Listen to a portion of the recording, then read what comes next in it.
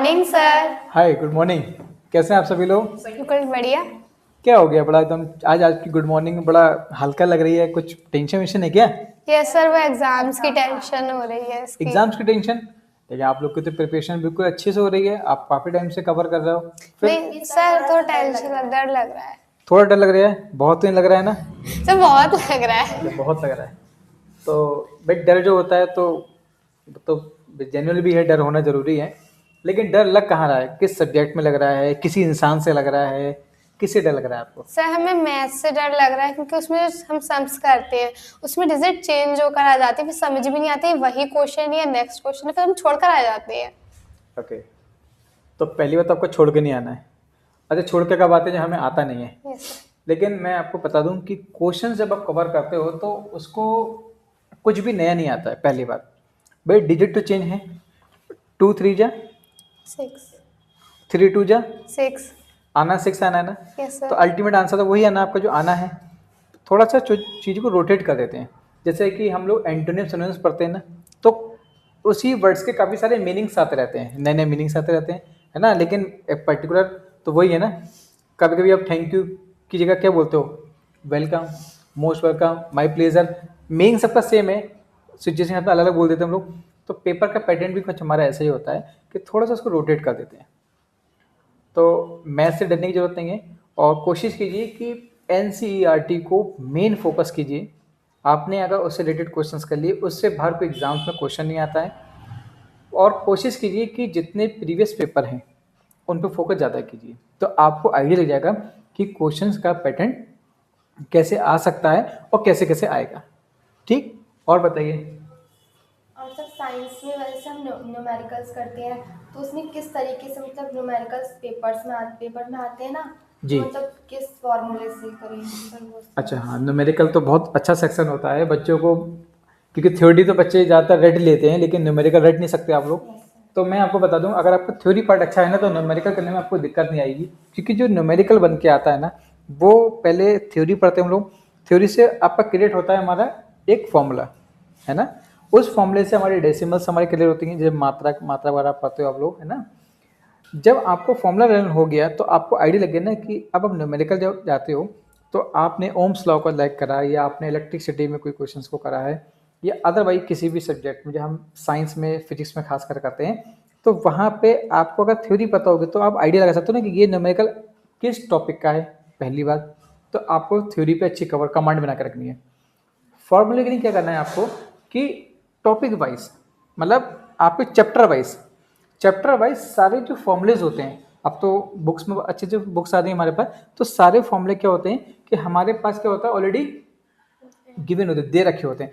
आप कहीं पे नोट कर लीजिए, एक 5-10 रुपए की कॉपी खरीदीजिए सारे। अभी टाइम है आपके पास, संडे का दिन है, अभी तो समय स्कूल नहीं जा रहा होगा आप लोग, तो एक दिन आपको इसी काम में लगना है। सारे टॉपिक जो चैप्टर वाइज है सबके फॉर्मूले नोट कर लिया आपने, फिजिक्स में खासकर ना।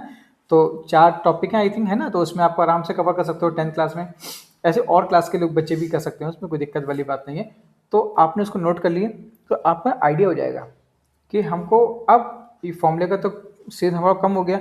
अब जिस टॉपिक को हमें न्यूमेरिकल अच्छे से करने हैं, उस टॉपिक की पहले थ्योरी अच्छे से लर्न करिए। जब थ्योरी लर्न हो जाएगी हमारी, तो न्यूमेरिकल में दिक्कत नहीं आएगी। दिक्कत कहाँ आती है आप लोगों को पता है? कैलकुलेशन में। बच्चे कैलकुलेशन में अटक जाते हैं, सॉल्व करते रहते हैं। अब क्या करना होता है ना, उसके लिए हमको काफ़ी जगह पे थोड़ा सिंपल तरीके से करना है। ऐसा भी नहीं कि हमने क्वेश्चंस लिया और हम करे चले जा रहे हैं, पूरा पेपर टाइम निकल गया हमारा। तो कैलकुलेशंस के लिए प्रैक्टिस करना होगा। कुछ रफ कॉपीज ले लीजिए और उसको बार बार करके देखिए कि जितना शॉर्ट में कर सकते हो उतना शॉर्ट में करने की कोशिश कीजिए।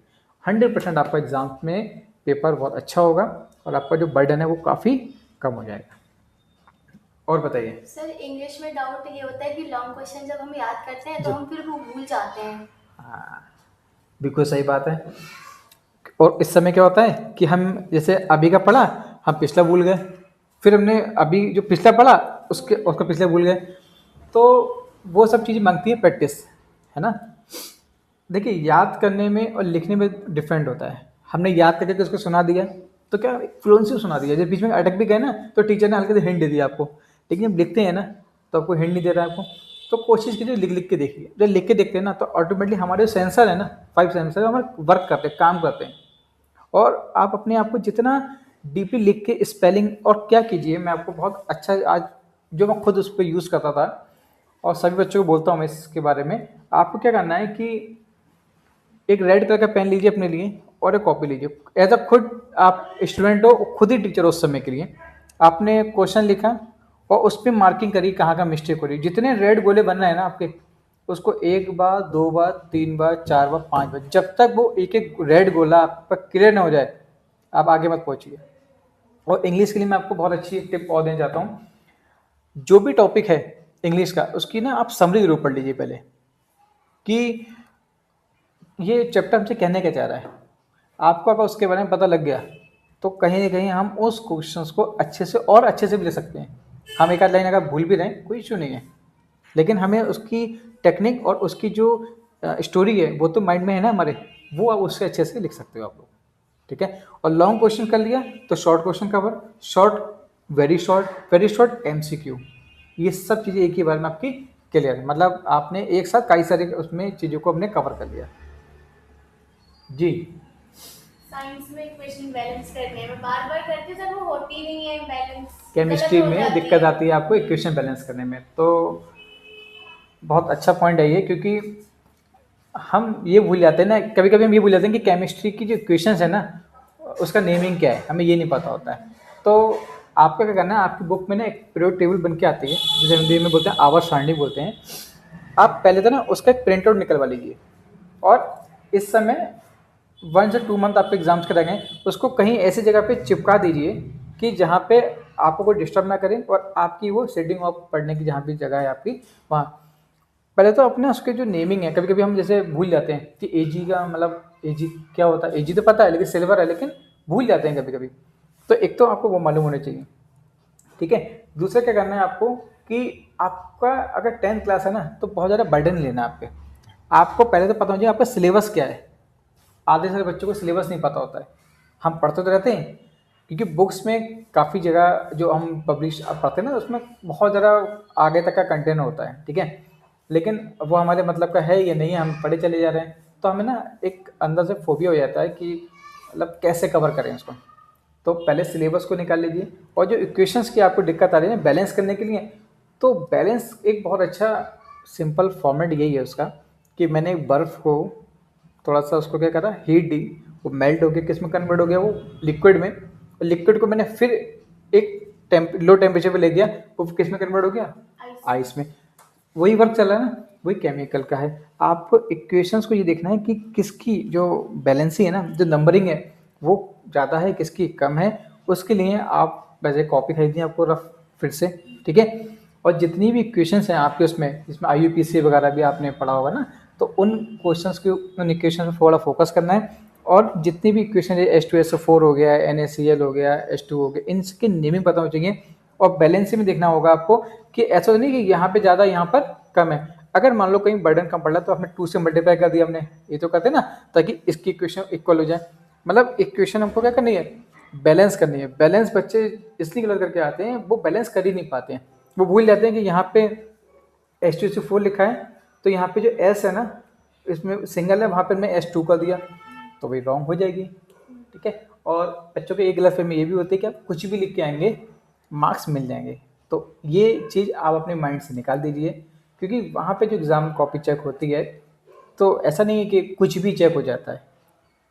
जो लिखा है सही लिखा है उसमें मार्क्स मिलेंगे, वरना किसी टीचर्स की स्टूडेंट से कोई पर्सनल लड़ाई तो है नहीं कि आपका सही का भी गलत कर देंगे और गलत का सही कर देंगे। ऐसा नहीं है, गलत है तो गलत है, सही है तो सही है।